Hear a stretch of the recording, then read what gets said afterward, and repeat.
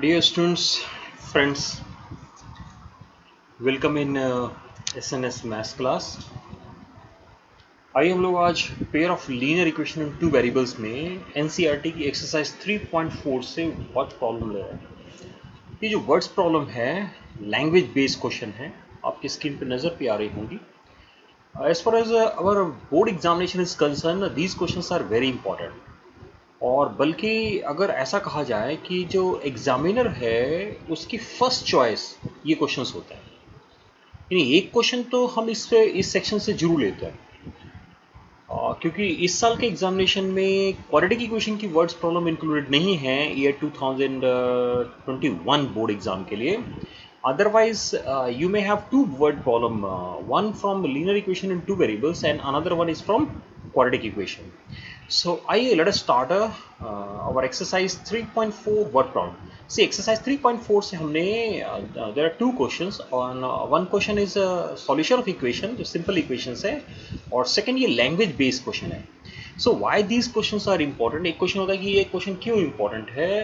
अब इन क्वेश्चनों में पहले हम क्या करेंगे ना कि एक लैंग्वेज के फॉर्म में, हम उस लैंग्वेज को पहले इक्वेशन के फॉर्म में कन्वर्ट करेंगे और then we go for its a solution. As for a solution is concern, क्योंकि अगर आप एनसीईआरटी बुक में जाएंगे तो वहाँ पर एक्सरसाइज के पहले एक सब्स्टिट्यूशन की एक्सरसाइज है, एक एलिमिनेशन की है, एक क्रॉस मल्टीप्लिकेशन की है, लेकिन यहाँ हम उस बाउंड्री को नहीं रखेंगे। क्योंकि एग्जामिनेशन में इक्वेशन जब बन गया तो अब नाउ इट इज़ और योर चॉइस कि उसको आप किस मेथड से सॉल्व करोगे। ओके, सो आइए क्वेश्चन नंबर से स्टार्ट किया जाए, क्वेश्चन से स्टार्ट किया जाए। So now I have question number first से स्टार्ट कर रहे हैं। ये हमारी एक्सरसाइज ये 3.4 क्वेश्चन नंबर 2 का फर्स्ट है। Okay, so what is written here, क्योंकि इसमें बाय एलिमिनेशन मेथड ऑलरेडी लिखा हुआ है ना। ये जो पढ़ने में आपको आ रहा है ना कि बाय द एलिमिनेशन मेथड, क्योंकि मैंने ये सिंपली बुक के क्वेश्चंस लिए हैं तो इसलिए आपको ऐसा लिखा है यहाँ पे। ओके, क्या कहता है कि if we add 1 to the numerator and subtract 1 from the denominator, if fraction reduces to 1, it become 1 by 2 if we only add 1 to the denominator. What is the fraction? जब ऐसे किसी क्वेश्चन को आप solve करने जाते हैं ना, तो सबसे जो लास्ट सेंटेंस होता है वही हमें हमारे स्टार्टिंग होती है हमारी। वो कैसे, अब इसमें क्या व्हाट इज द फ्रैक्शन, तो इसका हम फ्रैक्शन सीधे लिख दें कि लेट द फ्रैक्शन बी। हम एज्यूम कर लेते हैं कि let the fraction be x upon y और fraction is x upon y. अब आते हैं एक और हम लोग लिखते हैं अकॉर्डिंग टू क्वेश्चन, यानी क्वेश्चन के हिसाब से। अकॉर्डिंग टू क्वेश्चन, ए टी क्यों नहीं, अकॉर्डिंग टू क्वेश्चन। अब क्वेश्चन से मेरा मतलब है कि क्वेश्चन में लिखा क्या गया। जैसे हम पहले सेंटेंस से शुरू करते हैं, क्या लिखा है, if we add to the numerator. तो अकॉर्डिंग टू क्वेश्चन क्या हुआ, हमने फ्रैक्शन के न्यूमरेटर में 1 ऐड किया and subtract 1 from the denominator. Okay, हमने डिनोमिनेटर से 1 सब्ट्रैक्ट कर दिया। तब क्या कह रहा है कि फ्रैक्शन रिड्यूसेस टू 1, ये फ्रैक्शन 1 बन जाता है। This is first part. Okay, थोड़ा इसको यही सिंप्लीफाई कर लेते हैं। जब हम इसकी सिंप्लीफिकेशन स्टार्ट करेंगे, दैट मीन क्रॉस मल्टीप्लिकेशन, तो x प्लस 1 आ गया y माइनस 1 के इक्वल। और मैं इसको इक्वेशन ऐसे लिख सकता हूँ, x माइनस वाई, इस 1 को अगर इधर ले जाएंगे तो प्लस 2 इक्वल टू 0 हो जाएगा, और अगर इसको दूसरी साइड में लिखेंगे तो माइनस 2 इक्वल टू 0 होता। Okay, what is the second condition. Second condition क्या कह रहा है, सी सेकंड कंडीशन ये यहाँ स्टार्ट हो रहा है, इट बिकम्स 1 by 2। ओके, ये 1 by 2 बन जाएगा। कब बनेगा, if we only add 1 to the denominator, यानी अगर हम सिर्फ डिनोमिनेटर में 1 ऐड करते हैं तो ये 1 by 2 बन जाता है। Again do the cross multiplication, so this time the cross multiplication gives us 2x equal to y plus 1, और इसको मैं लिख सकता हूँ 2x minus y minus 1 equal to 0। So here you have equation number 1 और इक्वेशन नंबर 2। बस अब इन दोनों इक्वेशन को हमें सॉल्व करना है। यानी इसकी इंपॉर्टेंस ये है कि लैंग्वेज को पढ़ के यहाँ तक पहुँचना, this is the most important part of this type of question. So अब हम लिख सकते हैं सीधे, अब ये इक्वेशन को सेपरेट कर दीजिए। क्या कर रहे हैं कि इक्वेशन नंबर 2 से इक्वेशन नंबर 1 को माइनस कर रहा हूँ। ओके, सो 2x में से x माइनस होगा, क्या आएगा, x y दोनों कैंसिल हो गए, और यहाँ पर ये -1 है और ये 2 को भी हमने माइनस कर दिया, तो -3 इक्वल टू 0 और x की वैल्यू आ गई 3। अब किसी एक पे पुट करते हैं। सो इक्वेशन 1 यानी फ्रॉम इक्वेशन 1 में पुट करते हैं। सो इक्वेशन 1 में हमने x को 3 पुट कर दिया, ये रहा y प्लस 2 इक्वल टू 0, यानी y की वैल्यू कितनी आ गई 5। अब यहाँ पर आप सीधे अपना आंसर लिख सकते हैं, क्योंकि आपको जब x और y पता लग गया और फ्रैक्शन था x upon y, so our required fraction is, जो fraction, what is the fraction जो क्वेश्चन था ना, वो आ गया 3/5। दिस मच था क्वेश्चन पर, इतना सही क्वेश्चन है। जब भी आप इन क्वेश्चनों को सॉल्व करेंगे, जो इंपॉर्टेंट पार्ट होगा क्वेश्चन का वो है कि लैंग्वेज, फर्स्ट लैंग्वेज को इक्वेशन और मैथमेटिकल फॉर्म में कन्वर्ट कर रहा, that is the most important part of this type of question. Okay, आइए मैं इसके सेकंड क्वेश्चन को देखता हूँ कि what is written the second one. कहता है 5 years ago Noori was thrice as old as Sonu, 10 years later Noori will be twice as old as Sonu, how old are Noori and Sonu. क्योंकि इसने सीधे हमारा क्या है, अब हमसे इस क्वेश्चन में यहाँ पर क्या किसने क्या, how old are Noori and Sonu. So let us start, उनकी एज से स्टार्ट करते हैं। Let Noori age is x and Sonu की एज को y लेते हैं। ओके, अब आते हैं, अब हमारे क्वेश्चन पे आते हैं और फिर वही लिखेंगे अकॉर्डिंग टू क्वेश्चन, यानी क्वेश्चन के हिसाब से क्या कहा जा रहा है हमें ना। क्वेश्चन के हिसाब से 5 years ago, सो 5 साल पहले 5 साल पहले उनकी एज क्या होगी। सो नूरी as 5 years ago, 5 years ago कितनी हो जाएगी x-5, और सोनू की हो जाएगी y-5। ये आज से 5 साल पहले दोनों की एज कितनी होंगी, 5 सेपरेट कर देते हैं, 5 साल पहले की बात कर रहे हैं।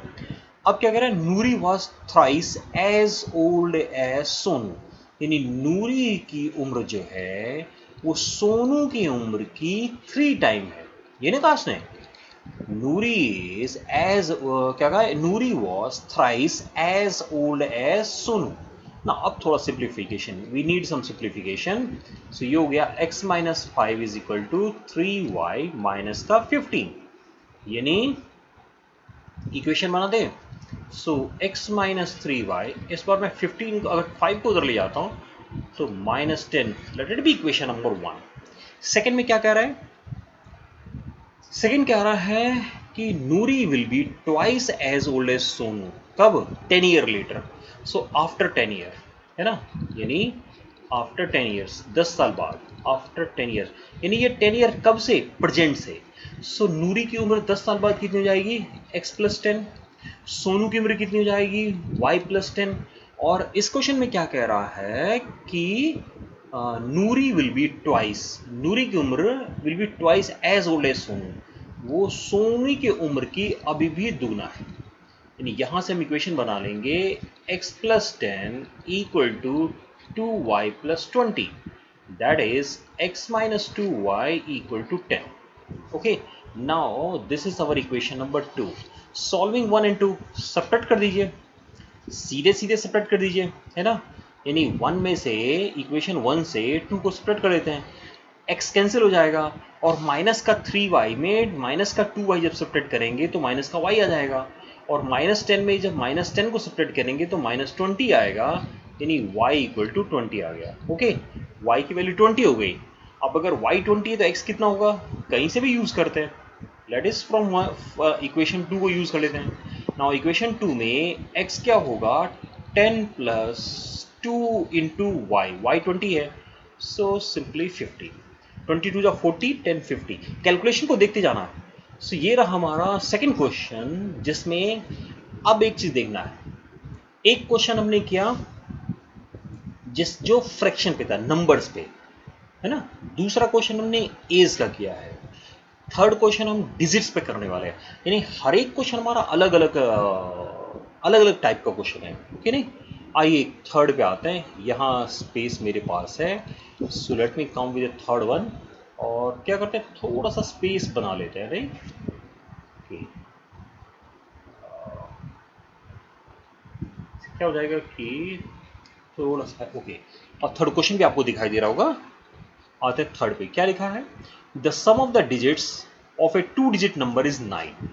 Also 9 times the number is twice, क्या कह रहा है? Also 9 times this number is twice the number obtain by reversing the order of the digit, find the number. मैं भी क्वेश्चन यहाँ से डायरेक्ट पढ़ रहा हूँ, लेकिन एक चीज़ है, जब कभी ना इस तरह के वीडियो आप देखते हैं, सिर्फ यही नहीं, मैथमेटिक्स की वीडियो कहीं भी देख रहे हैं, किसी भी चैनल पे देख रहे हैं, सो बेटर है कि कीप बुक वीडियो, अपने साथ बुक को रखना है, पेन पेपर भी रखना है, क्योंकि कभी आपको लगता है कि अच्छा मैं कैलकुलेट कर लेता हूँ या बुक में से क्वेश्चन को पढ़ना है, तो वहाँ पर आप पढ़ सके, देख सके। ओके, मैथमेटिक्स के अंदर सिंपली वीडियो देखने से शायद हम लर्न नहीं करेंगे, हमें सॉल्व करने से लर्न करेंगे। एंड नाउ अगेन, अगर हमने एक क्वेश्चन अभी एज का किया है, तो आपको बुक से एक क्वेश्चन और देख सकते हैं आप इसी टाइप का सॉल्व करके। ओके, आते हैं इसमें क्या कह रहा है कि क्वेश्चन में find the number. So let us assume that the number, अब नंबर कैसा होगा? नंबर हमारा होगा 10x प्लस वाई। अब 10x प्लस वाई का मतलब क्या है, मैं थोड़ा सा क्लियर कर देता हूँ। सी, जैसे कोई नंबर हम 43 लिखते हैं, तो 43 है क्या? 4 इंटू 10 प्लस 3 ना। सी है 3 जो है वो यूनिट प्लेस का डिजिट है, और 4 जो है 10 प्लेस के, यानी किसी भी नंबर को जब लिखेंगे तो 10th प्लेस के डिजिट को 10 से मल्टीप्लाई करेंगे और यूनिट प्लेस को उसमें सम करेंगे। इवन अगर आप 100 प्लेस वाले को लिख रहे हैं 434, तो क्या करेंगे? 100 प्लेस वाले को 100 प्लेस वाले पे जो डिजिट है उसको 100 से मल्टीप्लाई करेंगे, 10th प्लेस पे जो उसको 10 से मल्टीप्लाई करेंगे, और यूनिट को वैसे लिख देंगे। तो किसी भी नंबर को एक्सप्रेस करने का यही तरीका है। यानी इसका मतलब इस क्वेश्चन में मेरे y क्या है? यूनिट प्लेस का डिजिट है, और x जो है वो 10th प्लेस का डिजिट हो गया, राइट। अब ये जैसे हमने क्या किया, यूनिट प्लेस, और हम लैंग्वेज में लिखते हैं कि late y be the unit place digit and x be the 10th place digit, and therefore number is this. So in place of that I am directly writing कि let the number is 10 plus 10x plus y. Okay, now क्या कह रहा है? sum of the digits. See the first line of the question, the sum of the digits of a 2 digit number is 9. So now according to question, जो sum of digit है यानी x plus y जो है वो 9 है। Also 9 time this number is, अब दोबारा question क्या कह रहा है? 9 टाइम दिस नंबर मतलब 10x प्लस वाई। 9 टाइम इस नंबर का is twice the number obtain, वो क्या है? 9 टाइम इस नंबर का जो है वो ट्वाइस है, किस नंबर का? Twice the number obtain by reversing the order of the digit, यानी जो डिजिट की ऑर्डर को है उसको रिवर्स करके जो नंबर बनेगा। See here the number is 10x plus y, तो क्या कर रहे हैं हम? x और y के को रिवर्स कर रहे हैं, x को y के प्लेस पे ले जा रहे हैं, यानी जो यूनिट प्लेस पे है वो 10th प्लेस पे चला गया, और जो 10th प्लेस पे है वो यूनिट प्लेस पे आ गया। So 9 10x plus y is equal to twice 10y plus x. इसका मतलब अब ये क्या बन गया? 90x plus 9y equal to 20y plus 2x, right. अब इसको थोड़ा सा क्या करना है? सिंप्लीफाई कर लेना है। इस को यहाँ ले आता है, तो ये हो जाएगा 88x, नहीं ओके, 9 को इधर ले दे आइए, तो कितना हो जाएगा? 11y, 11 कैंसिल हो गया, that is 8x equal to y. This is my second equation, यानी ये हमारी फर्स्ट इक्वेशन है और ये सेकेंड इक्वेशन हो गई। अब इस सेकेंड और फर्स्ट इक्वेशन को क्या करते हैं? सॉल्व करते हैं। सॉल्व से मेरा मतलब है कि y की वैल्यू पुट कर दो वहाँ पे, है ना। सो फ्रॉम वन, सी यहाँ पर मैं अभी ना, अगर मुझे एलिमिनेशन मेथड यूज़ करना होता तो हम लिखते 10x minus Y equal to 0, और तब हम लिखते कि 1 और 2 को हम ऐड कर रहे हैं, एडिंग 1 एंड 2। तब क्या होता कि 8x और x मिलके 9x हो जाते, 8x और x मिलके 9x होता, y कैंसिल हो जाता और इक्वल टू 9 आता, और x की वैल्यू 1 हो जाती। दूसरा तरीका सब्स्टिट्यूशन में क्या करते हैं कि सीधे y को हम वहाँ पर 8x पुट कर देते। अब x को जब 1 पुट करेंगे, so okay, any of the equation let it be from 1, x को हमने 1 पुट किया, y हमें कैलकुलेट करना है, ये 9 हो गया, यानी y की वैल्यू आ गई 9 माइनस 1 8, राइट। अब x हो गया, y हो गया, हमें तो उसने नंबर पूछा ना, तो 2 डिजिट नंबर, तो नंबर को हम वापस वैसे लिखेंगे। नंबर हो गया हमारा, number is 10 into 1 plus 8, that means 18. So this is the number. Okay, so ये रहा आपका question number 3. So let us move toward the next one, that is our question number 4. See, there are 5 words problem now, and I am solving each and every question for you. आपको क्या करना है, इसके बाद इस तरह के और क्वेश्चन को चूज करना है और कुछ और अच्छे क्वेश्चंस पे आप कलेक्ट करेंगे और सॉल्व करेंगे। आइए नेक्स्ट क्वेश्चन पे आते हैं, that is our question number fourth one. Okay, the fourth one. Fourth में क्या कह रहा है, Meena went to a bank to withdraw ₹2000। Okay, she asked the cashier to give her ₹50 and ₹100 note only. Meena got 25 notes at all.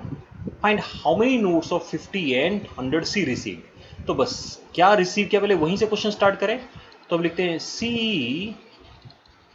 Received x 50 rupees note and Y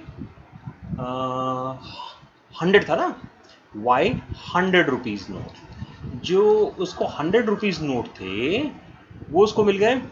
हमने क्या assume कर लिया कि उसको एक्स तो 50 रुपीज वाले note मिले हैं और वाई उसको 100 वाले नोट मिले हैं, क्योंकि क्वेश्चन क्या दिया हुआ है।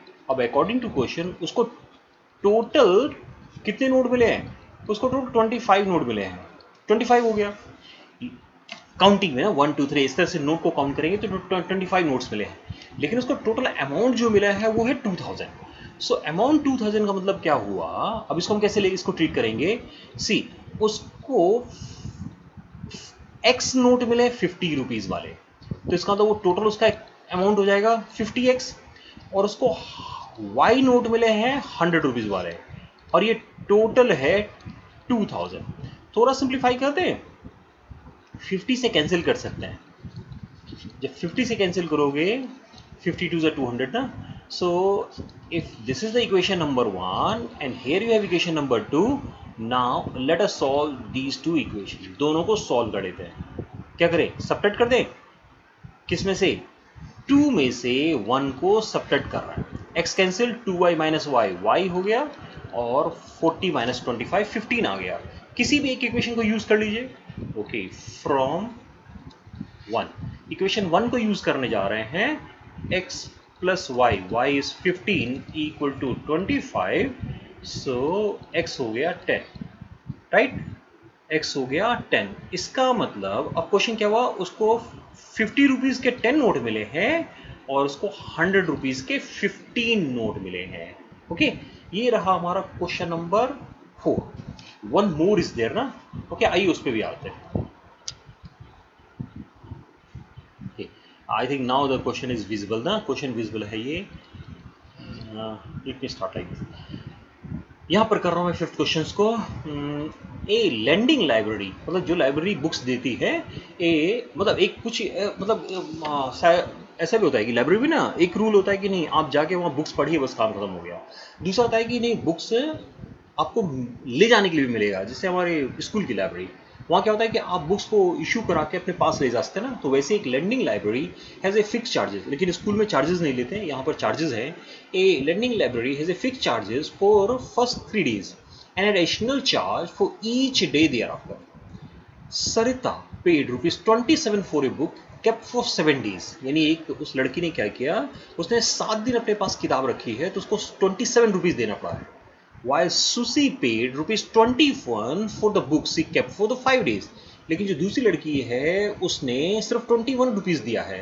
Find the fix charge and the charge for each extra day. तो जो हम वहीं से स्टार्ट करेंगे कि क्या लिखेंगे कि let start, let fix charge is, हमने क्या मान लिया कि जो फिक्स चार्ज है वो x है और charge for each day, charge for each day y है, राइट। अब हम पहली लड़की पे आते हैं, फॉर सरिता, है ना, सरिता फॉर दिस गर्ल ना। क्या कहा इसने, अच्छा एक चीज और देखने लगा कि लर्निंग लाइब्रेरी है fix charge for the first 3 day, पहले 3 दिन के लिए फिक्स चार्जेस है। A lending library has a fixed charge for the first 3 days and additional charge for each day thereafter। ठीक है, यानी इसका मतलब होगा कि आपने पहले तीन दिन बुक रखा है तो आपको फिक्स चार्ज एक्स रुपीज़ देना है, लेकिन उसके बाद ना जैसे आप चौथे दिन अगर बुक्स रखते हैं, फोर्थ डे बुक रखते हैं, तो आपको वाई रुपीज़ और देना होगा। लेकिन अगर आप फिफ्थ डे रखते हैं तो क्योंकि अब हर एक दिन का वाई उसमें ऐड होता जाएगा, तो आपने 3 दिन तो हो गया फिक्स का और 2 दिन हो गया आपका जिसमें आपको चार्ज लग गया। ओके, अब आते हैं उसको 27 रुपीज़ दिया, उसने 7 डेज रखा, यानी सरिता ने क्या किया, 7 डेज रखा है ना, तो 7 डे में क्या हो गया, since Sarita kept the book for 7 days, इसका मतलब ये रहा उसका फिक्स चार्ज। ओके, और ये 3 डेज के लिए है, यानी उसने 4 एक्स्ट्रा डेज रखे हैं जिसका चार्ज है y rupees per day. Right, equation number 1। जब आप ऐसे ही दूसरी लड़के के लिए लिखेंगे तो ये रहा उसका फिक्स चार्ज, और उसने क्योंकि टोटल 5 डेज रखा था तो 3 डेज तो फिक्स चार्ज से हो गया। अब उसका जो रेस्ट 2 डेज है उसके लिए हो गया 2y। ना 2y मीन्स कितना, 21। This is second. बस अब इन दोनों को सॉल्व करना है, सेपरेट कर लेते हैं। 1 माइनस 2, 1 में से 2 को सेपरेट कर रहे हैं, सो 2y इक्वल टू 6, यानी y इक्वल टू 3। राइट, और y की वैल्यू को क्या करें, now put this y into the second one ना, सेकेंड में पुट कर रहे हैं from equation number 2. So x plus 2y equal to 21, यानी ये हो जाएगा x plus 6 equal to 21, so x equal to 15। यानी C क्या है कि फर्स्ट 3 डेज के लिए आपको 15 रुपीज देने हैं, ये ना फिक्स चार्ज, लेकिन उसके बाद after that for each day you have to pay ₹3 to the library, आपको लाइब्रेरी को हर एक दिन के लिए 3 रुपीज देने होंगे। So dear students, these are the, ये रहे आपके 5 क्वेश्चंस, एक्सरसाइज 3.4 ना, आई थिंक यस 3.4। सी आपकी एनसीईआरटी बुक में आई थिंक 6 और 7 exercise are there, 6 and 1 optional exercise भी है ना, टोटल 6 एक्सरसाइजेज हैं और एक ऑप्शनल एक्सरसाइज है। See in each and every exercises, क्योंकि एक्सरसाइज को इस तरह से डिजाइन किया गया है कि एक एक्सरसाइज उन्होंने सब्स्टिट्यूशन मेथड का कर दिया, दूसरी एक्सरसाइज उन्होंने किसके लिए लिया है कि एलिमिनेशन का, थर्ड क्रॉस मल्टीप्लिकेशन का, जिसमें से हमने ये एलिमिनेशन वाली एक्सरसाइज 3.4 को पिक किया है। लेकिन जब अब इस तरह के वर्ड प्रॉब्लम सॉल्व करेंगे ना, तो वर्ड प्रॉब्लम में हम ये जरूरी नहीं है कि यहाँ एलिमिनेशन लिखा तो हम एलिमिनेशन ही यूज़ करें, ये तो बुक के अकॉर्डिंग चल रहे हैं, बुक की एक्सरसाइज है तो हम बुक की एक्सरसाइज का मेथड यूज़ कर रहे हैं। But now you are free to use any exercise, आप फ्री हैं किसी भी एक्सरसाइज को यूज़ करने, किसी भी मेथड को यूज़ करने के लिए, वो सब्स्टिट्यूशन हो, एलिमिनेशन है या क्रॉस मल्टीप्लिकेशन है। एंड आई थिंक ना एलिमिनेशन मेथड जो है वो थोड़ा सा इनकम्पैरेटिवली थोड़ा मतलब कंफर्टेबल लगता है, इजी तो नहीं बोलेंगे, इजी तो सभी है ना। Substitution method is not difficult then elimination method और cross multiplication method, so but elimination we are more comfortable in elimination method, हम अपने आप को थोड़ा सा ना कंफर्टेबल फील करते हैं जब हम एलिमिनेशन मेथड से क्वेश्चन को सॉल्व करते हैं। जब भी आप किसी वर्ड प्रॉब्लम को सॉल्व करने जा रहे हैं, read the question very carefully, क्योंकि ये लैंग्वेज बेस्ड क्वेश्चन है, लैंग्वेज इज वेरी इंपॉर्टेंट। सो क्या करना है कि लैंग्वेज को थोड़ा अच्छे से पढ़ लेना है। अब एक बार लैंग्वेज को आपने पढ़ लिया तो लैंग्वेज को पढ़ने का क्या होगा ना कि आप जब लैंग्वेज को अच्छे से पढ़ लेंगे देन उसको मैथमेटिकल फॉर्म में रिड्यूस करना आपके लिए बहुत ईजी हो जाएगा, और जब उसको मैथमेटिकल फॉर्म में रिड्यूस कर लेंगे then solution is so simple ना, सॉल्यूशन वाला पोर्शन जो है वो क्वाइट सिंपल हो जाएगा। Okay, so thank you very much for watching this video देखने के लिए बहुत बहुत धन्यवाद। Keep watching my channel. यहाँ पर आप मेरे साथ जो भी कोई स्टूडेंट क्लास 9th है, 10th है, 11th 12th के हैं, वो अपने मैथ्स की प्रिपरेशन मेरे चैनल पे कर सकते हैं मेरे साथ, और साथ ही में हम लोग बीच बीच में कोशिश कर रहे हैं कि थोड़ा सा कॉम्पिटिटिव लेवल के क्वेश्चंस, शॉर्टकट टेक्निक्स, उनको भी शेयर करें, उनके वीडियोज़ को भी शेयर करें। So once again, thank you very much for watching this video. Thanks.